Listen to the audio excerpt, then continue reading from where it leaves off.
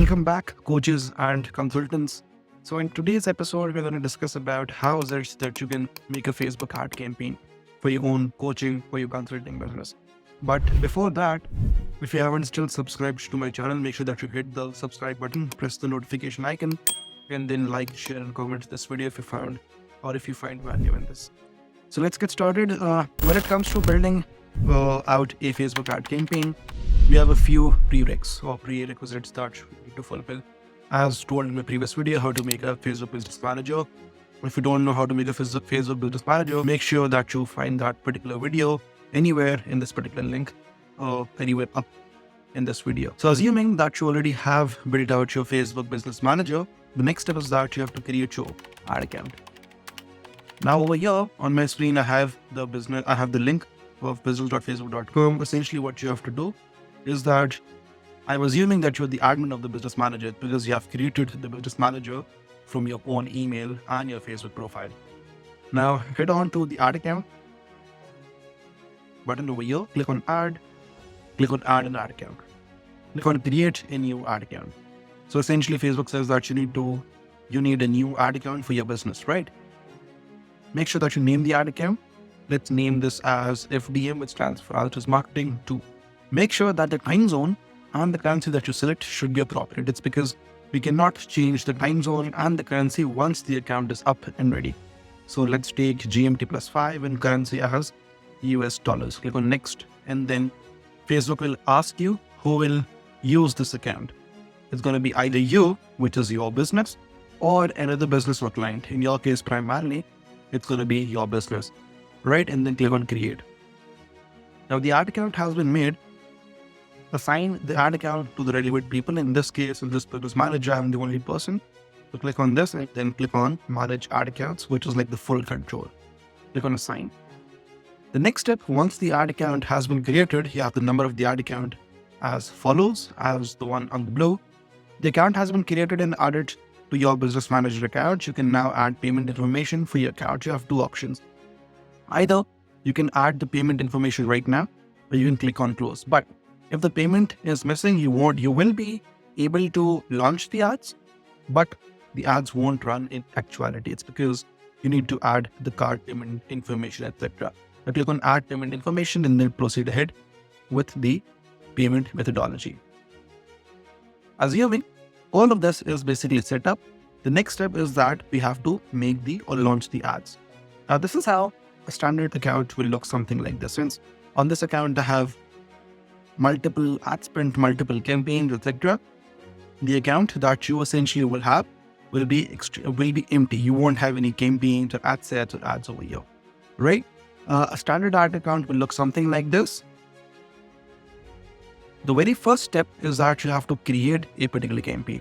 So notice this particular green button, click on this button which says create, and then Facebook will keep on changing the UI or the UX for the layout. They do that on a regular basis, but nonetheless, the layout will look something like this.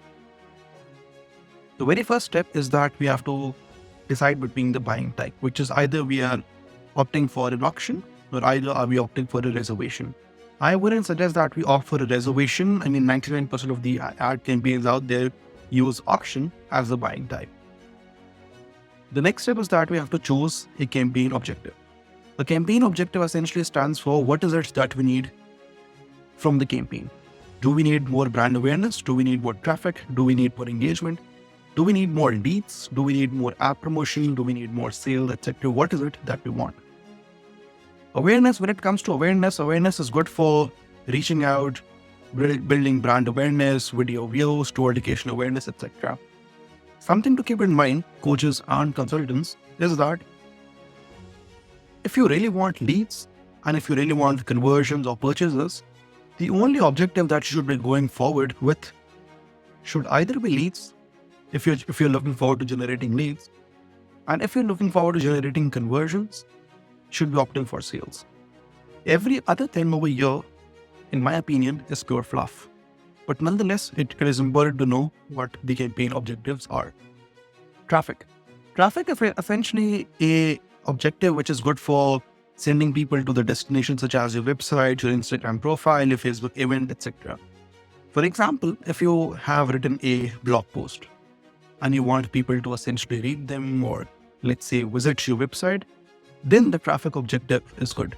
But nonetheless, it isn't like the main, it shouldn't be your core main objective. People use awareness, traffic, app promotions, etc. primarily if they want to warm up the ad account.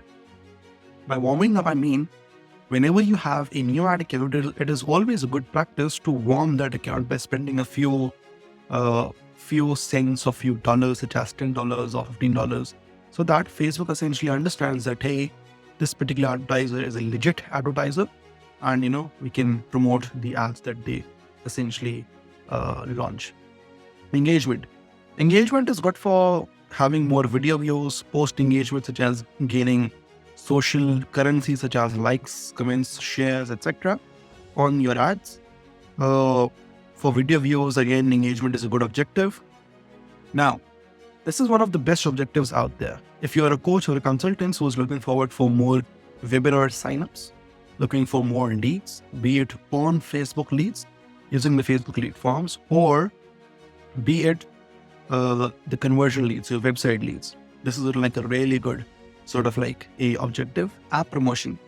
Again, if you have an app, if you have, let's say, a fitness app or an accounting app, etc., and if you want to if you want to find new people to install your application and continue using it, app promotion is a really beneficial campaign objective. And then lastly, we have sales. When it comes to sales, it's primarily for e-commerce and for info products. For example, if you want to find people who are likely to purchase your product, your info product, or your service, then it is good for conversion, having catalog sales, Messenger, Instagram, and WhatsApp, and calls, basically. So let's take out the campaign objective of leads. Select the campaign objective and then click on continue. Once done, the very first step is that we have to name the campaign. The standard naming convention is something like this. For example, this is going to be like the prospecting stage where we prospect the audience. So it stands for top, TOF, which stands for top of the funnel, followed by the objective. In this case, we're generating leads, right? And then what type of leads are we generating? Are we generating website leads? Are we generating Facebook instant lead form leads? So let's assume that you want to redirect people to a website, right? So then website leads. And then lastly, are we going to opt for advantage campaign budget? Are we going to opt for, this is essentially an ABO, which is ad set budget optimization, or CBO, which stands for campaign budget optimization. I'll be delving into that as we proceed, but let's say ABO. The next step is that you have to declare if your ads are falling into the special ad category. For example, if our ads are related to credit, employment, housing, social issues, elections, or politics, Facebook will restrict your ads to some point. And that is why we essentially, we would want to claim if ads fall into the special ad category. But assuming if you fall under the coaching or the consulting umbrella, you don't need to declare any sort of like special ad category unless you go for credit, or if you are if your ads fall into the employment or the housing or social issues, elections or politics stream. The next step is that we have to again note if we have a campaign spending limit. For example, if you are one of those people who wouldn't want to spend more than, let's say, $1,000 on an ad campaign, you can add this over here by clicking on edit. And what Facebook has to say is that set an overall spending limit for your ad campaign. This means that your ad sets in the campaign will stop once you have reached your spending limit. This option is not available when using a campaign lifetime budget. Essentially, this is not a good practice. In my opinion, what you should be doing instead is that you will have to stop the campaign manually, which is again the best practice out there. A/B test to help improve ad performance. Test versions with different images, text, audiences, or placements. For accuracy, each one will be shown to separate groups of your audience. We have two options over here. The very first option is that we can either go with the A/B split test that Facebook has to offer, or we can do it manually. I'm a big fan of testing ad sets manually rather than using what Facebook essentially has to offer over here.